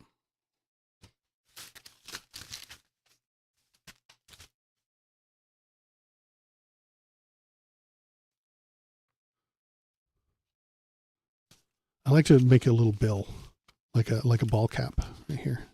Little bill. See? Yeah, I like it. It's good. Conspiracy time with Waldo. Let's go. Let's hit it. What are we going to talk about? We're going to talk about martial law on 420. Martial law on 420. Is Trump preparing to invoke the Insurrection Act? Signs are pointing that way. A joint Department of Defense and Homeland Security report will soon recommend whether or not to invoke the Insurrection Act over illegal migration. Yes, 420. Yes, 420. Elon is a meme lord. Elon posts about 69 and 420 on X all the fucking time because he thinks it's hilarious. Elon's going to push for martial law on 420. It is also Hitler's birthday. Elon, who did that wonderful salute a couple of months ago, also kind of a Nazi. Elon's a Nazi. Okay. And so he would do martial law on Hitler's birthday, which is 420, as a meme. Of course it's deliberate. Yes, they're doing this on purpose. This is the conspiracy theory. It might not be a theory. I'm not entirely sure. Let's keep reading. This guy has laid out all the evidence, and it's very good. This is Brett Wagner. I don't know who Brett Wagner is, but he is a very cool guy. In this deeply alarming opinion piece in the San Francisco Chronicle, Brett Wagner, who serves as a professional of national security decisions making the U.S. Naval War College, raises the specter of Trump invoking the Insurrection Act and martial law. Is Trump preparing to invoke this Insurrection Act? In his day one fusillade of executive orders, Donald Trump signed declaring a national emergency at the southern border in the United States. So he did sign this. This is the actual thing that he signed on January 20th. That was a while ago. The important bit is, I think the important bit is here. This includes the following clause dictating that the Trump-designated supplicants Kristi Noem at DHS and abusive crusader Pete Hegseth submit to a report with recommendations on whether to invoke the Insurrection Act, whether or not to do it within 90 days, whether to invoke the Insurrection Act. On Wednesday, and I can't believe I'm saying this with a straight face, Vice President J.D. Vance, Secretary of Defense Pete Hegseth, and National Director of Intelligence Tulsi Gabbard made a big show of landing on the border with Mexico, which is a pretty remarkable thing by itself. Why would the people in charge of our national defense be meeting there? So there they are. Let's turn that fucking noise off. Sorry. The plan, as I've reported for months now, is to create a North American empire from Greenland to Colombia. From Greenland to Colombia, folks. That's why we need Greenland. That's why we need Colombia, so we can create the united, the American Union. Trump's tariffs and horrific abuse of American neighbors, the belittling of Trudeau, and the saber-rattling of Mexico and Greenland and Panama are all pretext. The big trade, the plan for North American Reich. Recently, I wrote about the plan to carve up the world. Trump has effectively decapitated the military leadership, including replacing the chairman of the Joint Chiefs, 4-star general, who is black, with a 3-star MAGA TV personality named Raisin Cain, because he has a cool nickname. Donald Trump doesn't know anything about the 4-star general who he fired, only that he's black, and that makes him DEI, so he has to go. And so he got replaced with Raisin Cain because he's got a cool name. Just like he was all about Mad Dog Mattis until he talked to Mad Dog Mattis, and Mad Dog Mattis was normal. And he's like, nah, he's got to go. He doesn't call him Mad Dog anymore. Trump fired all of the JAGs, the people who were responsible for ensuring that the military stays within the law, and has Hegseth running around doing things like canceling the plane that dropped the atomic bomb on Hiroshima because of its name Enola Gay, which is just named after a lady. That used to be a name. As Mike Flynn pointed out on 12/17/20, martial law is a tactic well within their consideration. The Insurrection Act was repeatedly invoked in the lead up to January 6th and as the potential way to prevent the peaceful transition of power. Trump's lawyers got in the way last time because they feared the incoming administration. This time they will have no reason to fear at all. To get a sense of how far afield we are, here's a federal judge, Beryl Howell, explaining the very basics of the Constitution as if to a recalcitrant second grader to Donald Trump after he illegally fired the head of the National Labor Relations Board. So he's doing unconstitutional things. We all know he does. That's not a surprise. Well, it is a surprise. We would like him not to do unconstitutional things, but he is doing it a lot. I note that 3 months after January 20th, when he signed the executive order, is 420. 420, as noted on the SEC filing, is part of a marijuana culture and a favorite meme of Elon Musk. There are dozens, if not hundreds, of examples of him using 420 as a joke. Musk's Sieg Heil was a test. 420 is also Hitler's birthday and a national socialist symbol, as of extensively reported, and it's very important that Elon Musk, because Elon is a Nazi and loves 420 and loves Hitler, he will tell Donald Trump to invoke martial law on April 20th.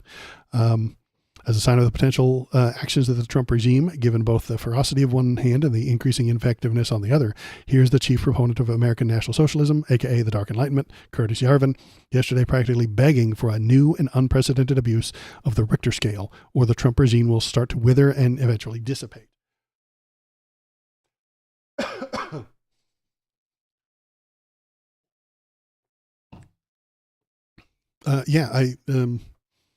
You would think a guy from apartheid South Africa would have more sensitivity to martial law. No, he's on the side of the martial law. He loves it.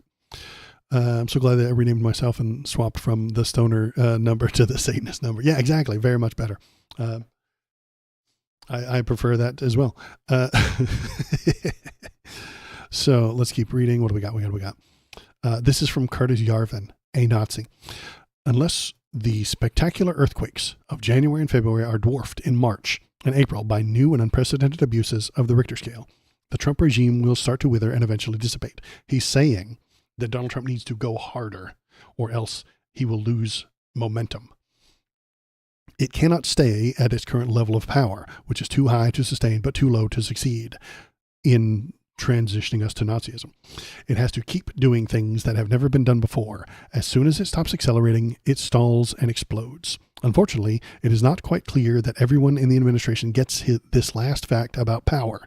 It's just the first of many strategic shortages of graduate level clue. The undergraduate material, I have to say, is down pretty solid. What the fuck are you talking? He likes to pretend he's smart. He's a fascist. He's a Nazi, and he wants America to become fascist Nazis so that he can own it.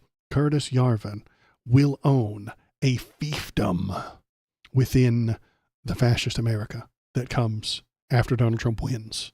He will just own a whole lot of people and own a lot of land and work those people on that land to benefit himself and make more money.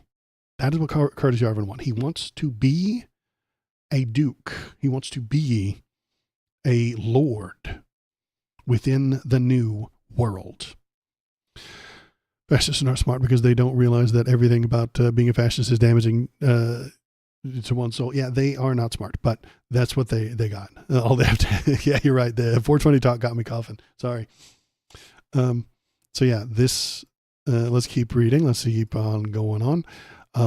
If anyone thinks the regime would not consider invoking martial law on Hitler's birthday, you got to really reframe your thinking. The Nazis snuck into the back door and took over. We either squeezed them out or die regretting that we didn't.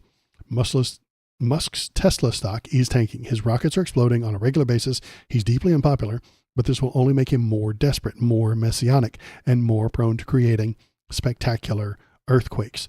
Head on a swivel, friends. In the meantime, enjoy the fireworks. And this is one of his rockets exploding. So I just saw that Starship blew up. There it is.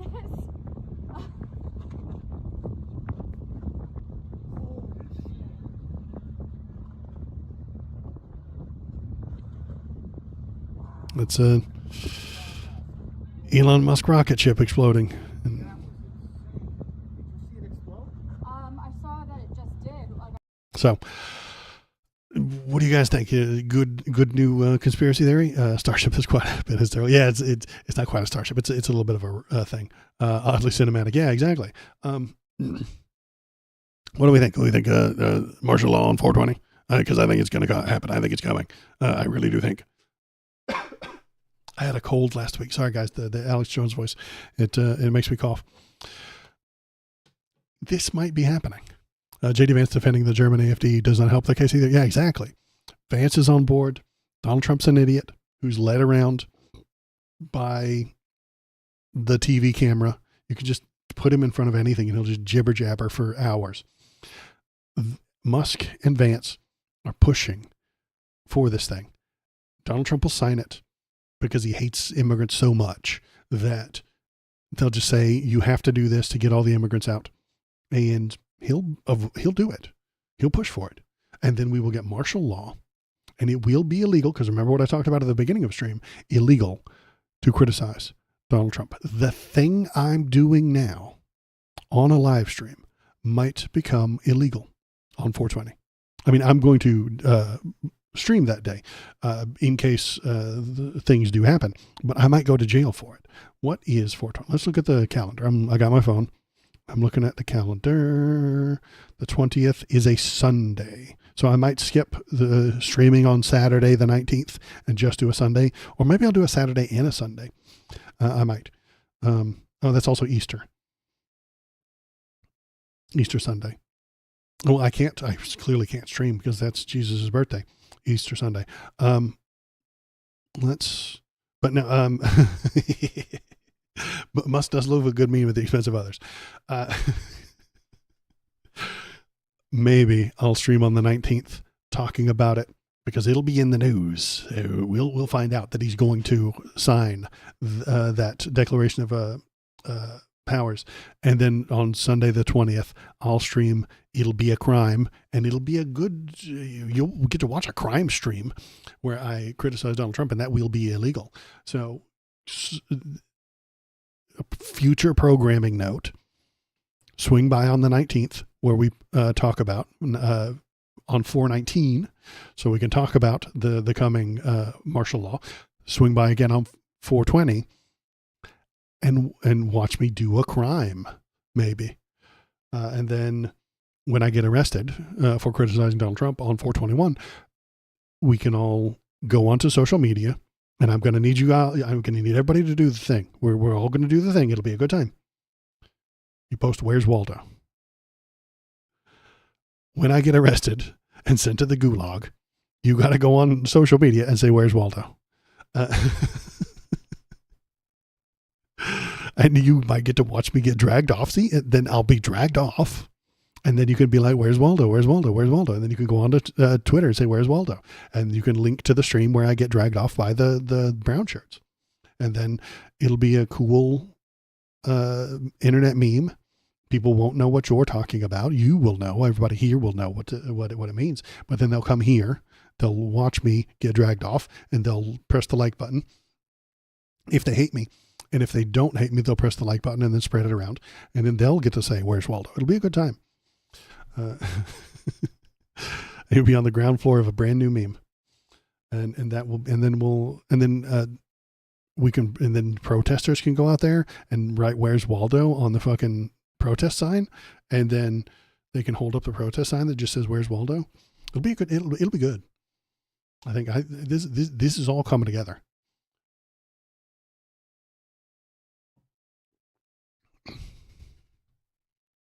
Anyway, I'm silly and you're silly, and I appreciate you being here with me being silly. I'm going to take my hat off since I think we're done with that section.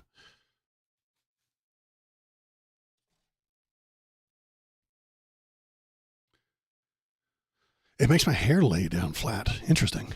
I might have to just start wearing that every day to get my hair in order. Okay. This could be my new hair treatment. I get out of the shower and I just pop the tinfoil hat right on.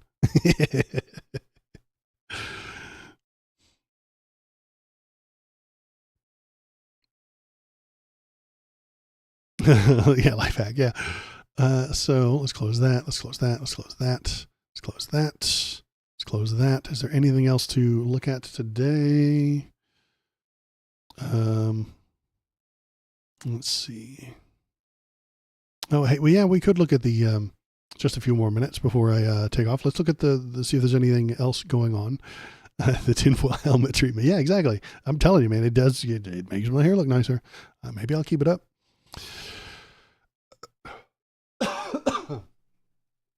Coughing now. Okay, what do we got? We've got this Venezuelan deported to El Salvador slave camp. One young man sobbed when a guard pushed him to the floor. He said, "I'm not a gang member. I'm gay. I'm a barber."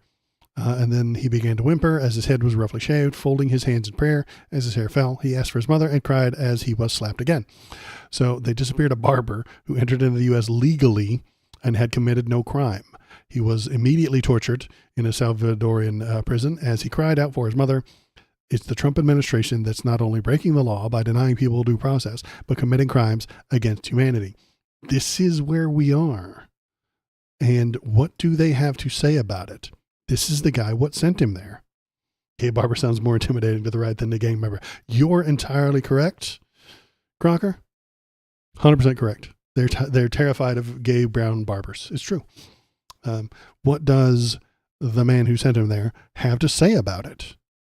So how do you determine, or how do your people in the field determine that somebody is a gang member? Look, there's various methods. No, I've noticed in the media this week, a lot of them don't have criminal histories. Well, a lot of gang members don't have criminal histories. Gibberish. I know it's hard to understand what he said. But what he said was a lot of gang members don't have a criminal history. That means they're not criminals. Tom Holman, listen. That means they're not criminals. Just like a lot of terrorists in this world, they're not in any terrorist database, right? We only know the information what's in databases based on, for instance, most terrorists we arrest that are identified by the U.S. government are later identified through a Title III investigation or through an undercover operation. They're not in any terrorist screening database. We know that. A lot of gang members, I started as a cop in 1984. Many gang members don't have a criminal history. So we have a count on social media. We have a count on surveillance techniques. We have a count on sworn statements from other gang members. So we have to check their socials and we have to ask what the other gang members have to say. That's the evidence, social media and what other people say about them. That's how he knows they're gang members. Count on, wiretaps and Title III. Everything involved with criminal investigations come into play. So just because someone hasn't been arrested and charged with a crime yet, doesn't mean they're a member of a gang. But how do you, what we've heard from lawyers representing some of these people is that they deny that they're members of this gang, or either, Tren de Aragua or MS-13. Do they get a chance to prove that before you take them out of the country and put them into a notorious prison in a country that they're not even from? Do they have any due process at all? Confident. Look, due process. Where was Lake and Riley's due process? And there's the fascism. Where was Laken Riley's due process? One pretty white girl got murdered, and this guy turns to fascism. Tom Homan would turn your entire country toward fascism if one pretty white girl gets hurt. He will throw out 200 years of law, judicial activism, judicial work. He will throw out the law. He will throw out the judges. He will throw out due process. He will throw out the Constitution to keep pretty white girls safe. Where was her due process? Tom Homan is a fascist. The person who hurt Laken Riley is known and has committed a crime. We held them responsible within the legal bounds. Tom Homan will commit human atrocities to prevent future crimes. That's what he's talking about. He's said that they don't have criminal records, but they will soon. He will create atrocities today to prevent crimes tomorrow. He will do genocide today to prevent crimes tomorrow. He's a fascist. And he's in charge. And he's the one sending these people into this slave camp. He will throw people into a completely separate country in a slave camp where they are tortured to maybe prevent a crime from happening tomorrow. There's no evidence that it would happen, and he doesn't like evidence. Evidence is not an important bit. You heard what he had to say. He doesn't care about evidence. The accusation is all that matters. He accuses these people of being in a gang. That means you get sent to the slave camp. See if he says anything else here. I don't think I've seen the end here. Where were all these young women that were killed and raped by members of TDA? Where was their due process? Well, the people that did that should be prosecuted. Alive on a subway. Where's her due process? Well, sure. The bottom line is that plane was full of people designated as terrorists. Number one. We don't have evidence on all of those people. You have not shown us that evidence. That makes me distrust you, Tom. One. Number two, every Venezuelan migrant on that flight was a TDA member based on numerous criminal investigations, on intelligence reports, and a lot of work by ICE officers. Then prove it in court. If you don't prove it in court, I think that you are lying. You are lying right now. So why would I trust you in the future? And he said Venezuelans because he's drunk. When a former cop has been trained to profile people for 30 years, they're going to take that skill to the next job. ICE is out there profiling strangers. Yes, they are. They thumbs up De Aragua Facebook page. They went to the Tren de Aragua Facebook page, gave it a like. You're a terrorist now. You're a member of the gang. Potential crimes, unless you can see the future. Yeah, exactly. Potential crimes are what they're sending these people on. Blatant disregard for due process does indeed equal authoritarianism. Yeah, I agree. He is doing the authoritarianism, I think, for racist reasons, which would put it up to fascism. That's in my opinion. You don't have to follow me there if you don't want to, Crocker, but I appreciate you chiming in. Thank you for being here. Once we start denying people due process, we start denying everyone. Absolutely. The Leopards Eating Faces Party is out there eating faces, and a lot of them are happy with it. because they haven't been eaten yet. I got somebody in YouTube chat that was telling me that. He was like, they're illegal. And I was like, okay, well, if they skip due process, this happened in my YouTube chat. Not YouTube chat, but in the YouTube comments. He was like, they're illegal, get rid of them. And I was like, well, if they're skipping due process for them, they'll start skipping due process for you soon. And he's like, what? No, that can't happen. And then I posted the first they came for us quote. And he didn't care. He didn't get it. It was poetry, so you couldn't read it. Poetry's gay. Nerd shit, as 10 past 11 might say. Poetry is nerd shit, I agree. But you have to read it to know some stuff sometimes. This is where we are. This is where we're headed. This is where we're going. Towards danger. So, I know it's close to the end of stream, but I'm going to turn the TTS back on Stream Chat. So if you're in Twitch, say hello, and the lovely Lady Canooch will read your stuff out loud while we look at these last couple of links. Doop, doop, doop. What do we got? So we'll close that, and here is Pam Bondi, another authoritarian. What has she got to say?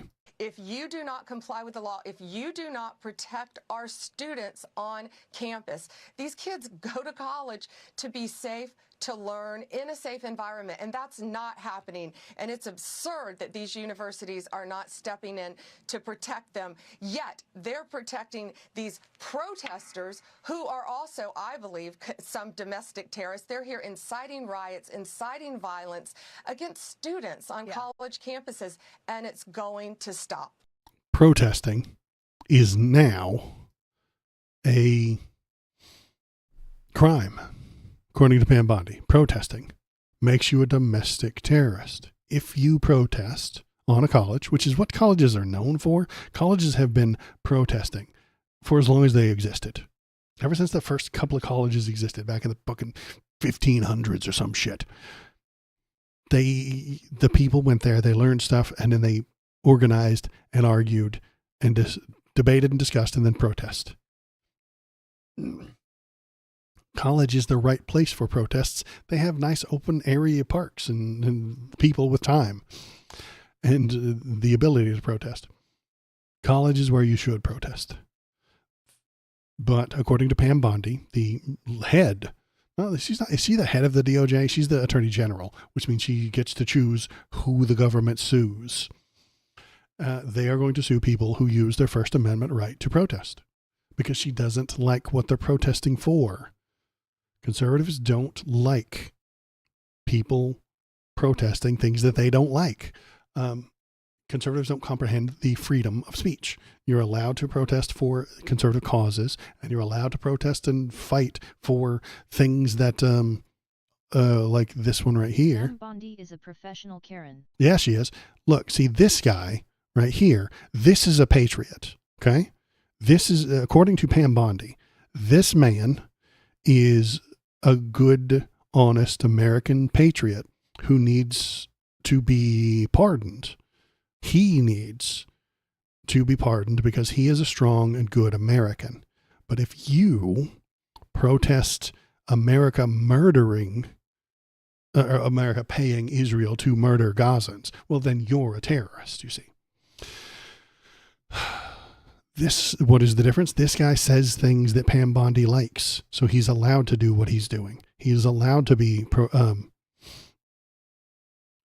pardoned for the crimes that he commits because he says the right words.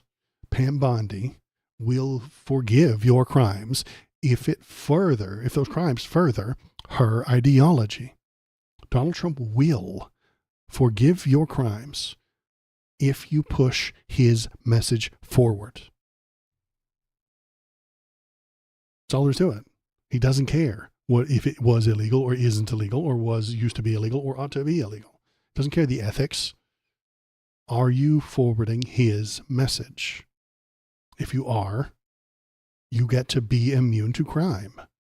You can never harm anyone or anything and be punished for it. Well, you can never be punished for your crimes if you're pushing a Donald Trump agenda. If you are fighting the Donald Trump agenda, that in itself is a crime. And anything you do, including peaceful protest, the words that you speak, or the protests, or the speech, or the press that you write, or the live streams you do, might become illegal if you are anti-Trump.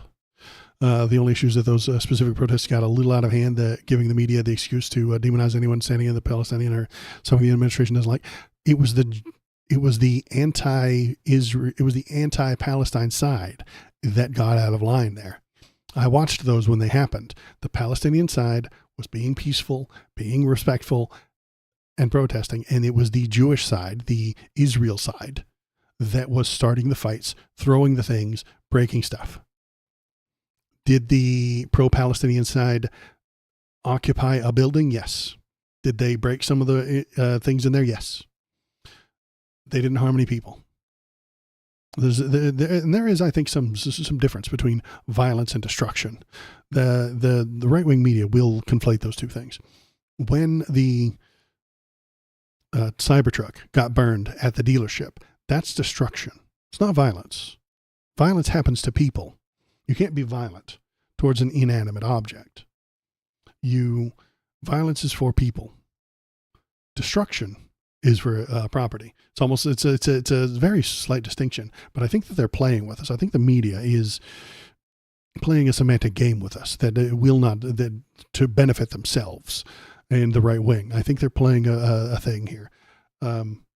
The right wing guy who I showed right here, they will call that protest. They will say this is protest. But the burning of a Cybertruck is violence. This protected free speech. But burning a Tesla at the dealership that isn't owned by anyone except the Tesla Corporation will be violence. And I think we got to be careful with our language there. The only issue is with, you said similar to the BLM became infused with bad actors, and the right-leaning media took the opportunity to paint BLM with a broad brush. Yeah, instead of being attentive to the message nuance. Yes. And BLM burned some stuff. Great. They didn't burn an entire city down. They burned a couple of buildings, and there was some looting that happened. That's what protest is. It is. I'm sorry. That's a protest. Burn some stuff. Throw some tea into the bay. Sink some boats. And revoke security privileges if he doesn't like you, but pardon violent J6ERS. Absolutely. They use the law to harm the people they don't like. And they use the law to protect the people who are on their side. That is what Donald Trump does with the law, and that is why I don't trust him. That is why I do not trust Tom Homan when he tells me that those are all definitely gang members with no evidence. I don't trust him. I do not believe him. Put it in a court of law where a judge can determine whether or not that's acceptable evidence. It's their entire job. Donald Trump loses, Tom Homan loses, if they go to court, which is why they enacted the Alien Enemies Act, so that they could skip the court, skip the trial, skip the jury, skip the judges, skip the defense, skip the lawyers, skip the hearings, skip the evidence. Because the evidence doesn't hold. They know they don't have enough evidence. If they had enough evidence, they would arrest these people and put them in jail. They love that shit. But they didn't do that. Either because they're super genius criminals who can avoid leaving evidence behind, which seems unlikely. And we have to just take the cops' words for it. I don't trust them. What was I ranting about? The protests will soon be illegal. The words that I am saying might soon be illegal. And Donald Trump will look into the camera and tell you he's protecting free speech by putting me in jail for the words I spoke. He's protecting his people's free speech because they're not allowed to be challenged. They do not accept challenging narratives. They hate that shit. If you can prove Donald Trump a liar, you're a criminal. Well, if you have evidence that Donald Trump's a liar, your ass is on a train, or actually a flight. We don't use the trains anymore. Donald Trump doesn't like trains. That would be mass transit, and he hates that shit. You're going to be on a very inefficient flight. They're going to take an Osprey, the most difficult and complicated and inefficient of all vehicles in the world, an Osprey, and fly you to an El Salvadoran prison camp. I mean, I'll see you there. I mean, maybe we can start like a commune or something like that in the El Salvadoran prison slave camp. I don't know. I've never been to a slave camp, so it sounds pretty miserable. But the snake oil salesman's favorite phrase: "Trust me." Yeah, exactly. Trust him. Trust Tom Homan. He's clearly drunk and rambling incoherently about how he definitely knows that they're gang members based on the color of their skin. But you're the racist for bringing it up.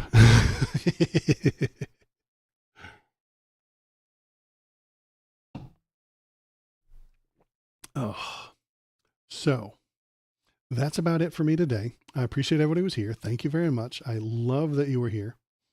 Wonder if ADHD Debater is on, so I can raid somebody. Don't go anywhere, because I need to raid somebody, I suppose. ADHD Debater is right there. I am pressing the raid button right now to go raid him.